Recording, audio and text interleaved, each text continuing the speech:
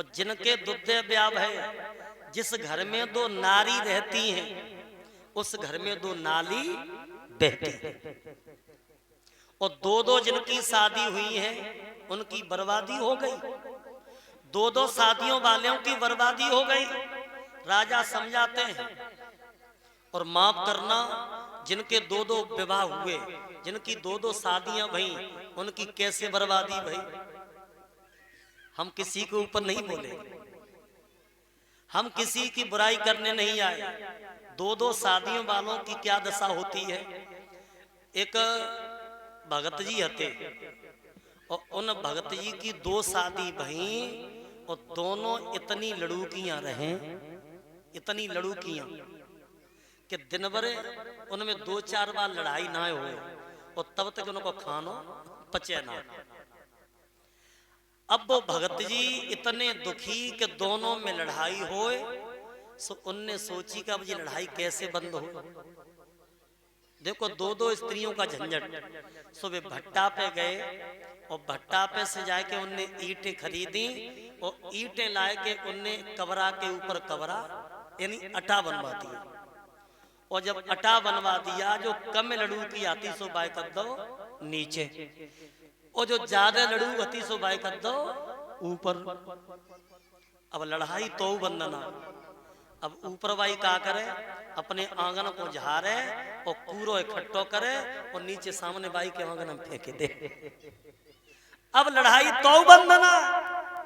अब जे भगत जी बड़े दुखी, सो एक दिन बाजार से लौटे और उनने कहा करो कि गुड़ की भिलिया लई और गुड़ की भिलिया सिर पे रखी और जैसे ही वे घर में घुसे, अब उनने देखा कि छोटी वाली जो पत्नी है नीचे वाली, वो तो कचकवरा में काम कर रही है।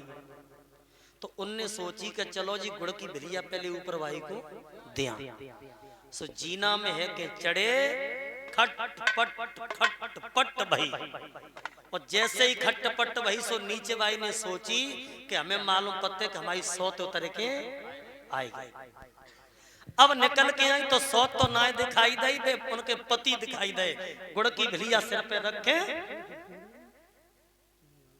और भाइयों जैसी माने देखो सो एकदम बोली, अच्छा भगत जी इसका मतलब ये है कि तुम हमसे प्रेम कम करते हो, ऊपर वाली से प्रेम ज्यादा। और देखें ऊपर कैसे जाओगे।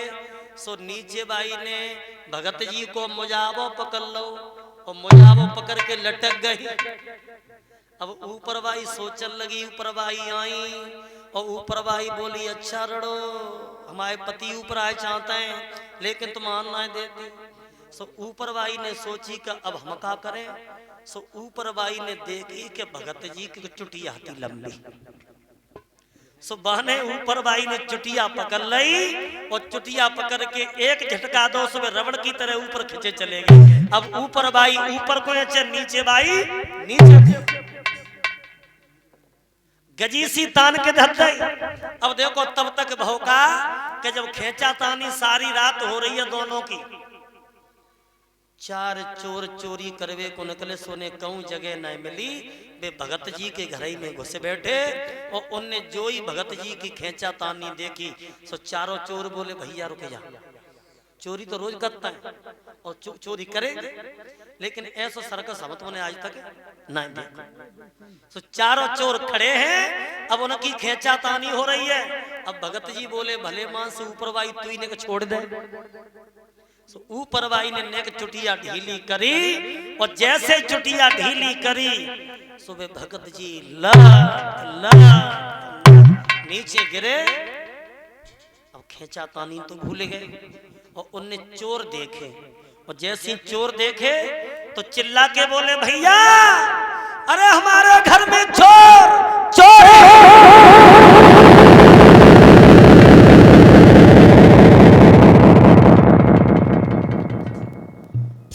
और जैसे चोर चोर चिल्लाए तो गांव के लोग भागे, चारों चोर पकड़वाए। लेकिन जी फैसला अदालत में पहुंचा, जज के सामने एक कटघरा में भगत बंद और एक कटघरा में चारों चोर बंद। तो जैसा बोले कहो भगत जी ये चारों चोरी करने गए, बोले महाराज सुनो, चोरी करवे तो गए लेकिन चोरी कर ना पाए। बोले दंड तो साबित हो गया, तो चोरी करने गए, अब बता इन्हें सजा क्या दे दे। तो भगत जी बोले जज साहब सजा हमें पूछ के दे। बोले क्या दे, बता फांसी दे दे। बोले फांसी मत दे, इनके दूध दे ब्याह करवाए दो। इनके दूध दे ब्याह करवाए दो। सो चारों चोर कोने तक हाथ जोड़ के बोले जज साहब हमें फांसी दे दो। बोले क्यों, हमने अच्छी अच्छी डकैती डाली, अच्छी अच्छी चोरी करी, और आज तक हम काऊ ने पकड़े ना पाए, और पकड़े गए तो जा दूध दे ब्याह के चक्कर में। सो रानी सुनीति तू पागल मत बन।